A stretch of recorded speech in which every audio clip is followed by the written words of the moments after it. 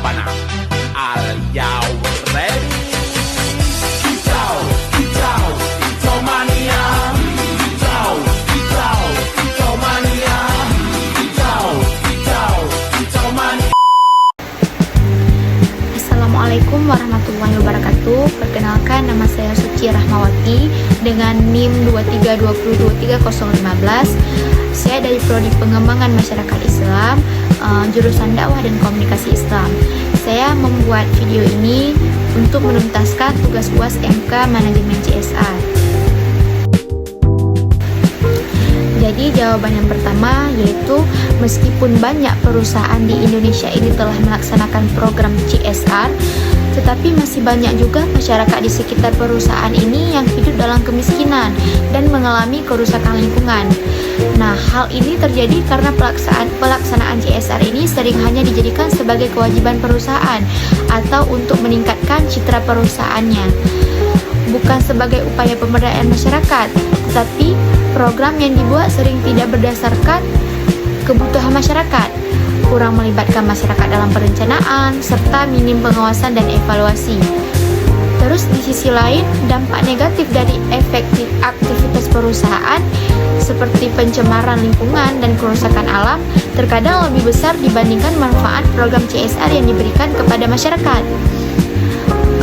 Agar memberikan dampak nyata, manajemen CSR ini harus dirancang berdasarkan hasil identifikasi kebutuhan masyarakat, melibatkan masyarakat dalam setiap tahap pelaksanaan, serta berfokus pada pemberdayaan ekonomi, pendidikan, kesehatan, dan pelestarian lingkungan.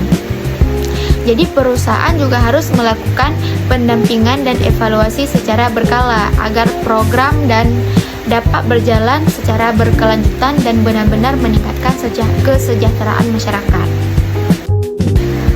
Dan jawaban yang kedua, apabila saya ditunjuk sebagai manajemen CSR di salah satu perusahaan di Aceh, saya akan merancang program pemberdayaan UMKM dan pengembangan pertanian berbasis potensi lokal. Karena program ini meliputi pelatihan keterampilan, bantuan modal bergulir, pendampingan usaha, serta pelatihan pemasaran, baik secara langsung maupun melalui media digital. Program ini dipilih karena dapat menciptakan lapangan pekerjaan dan meningkatkan pendapatan masyarakat tanpa membuat mereka bergantung pada bantuan perusahaan ini. Terus pelaksanaannya dimulai dengan survei kebutuhan masyarakat. Kemudian bekerja sama dengan pemerintah desa, tokoh masyarakat, dan lembaga terkait. Setelah pelatihan diberikan, perusahaan tetap melakukan pendampingan dan evaluasi secara berkala. Keberhasilan program dapat dilihat dari meningkatnya pendapatan masyarakat, berkembangnya UMKM, berkurangnya pengangguran, serta semakin baiknya hubungan antara perusahaan dan masyarakat sekitar. Jawaban yang ketiga yaitu nilai-nilai syariat Islam dan budaya Aceh dapat menjadi dasar dalam penyusunan program CSR. Perusahaan dapat menerapkan prinsip amanah, keadilan, kepedulian sosial, musyawarah, dan gotong royong dalam setiap kegiatan CSR. Dengan melibatkan ulama, tokoh adat, dan pemerintah desa, program yang dijalankan ini akan lebih sesuai dengan karakter Aceh sehingga lebih mudah diterima.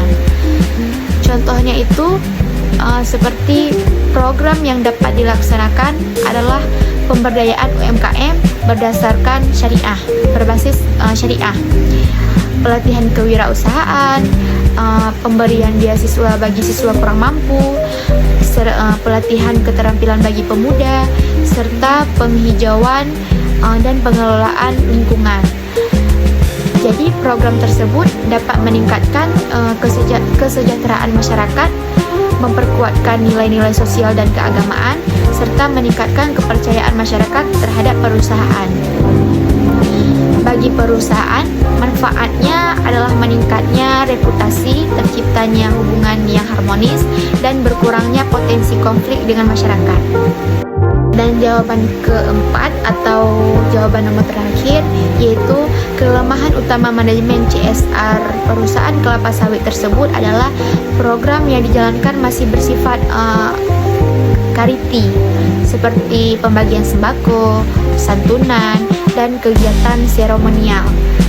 Program seperti ini hanya memberikan manfaat dalam jangka pendek dan tidak mampu meningkatkan kemampuan ekonomi masyarakat.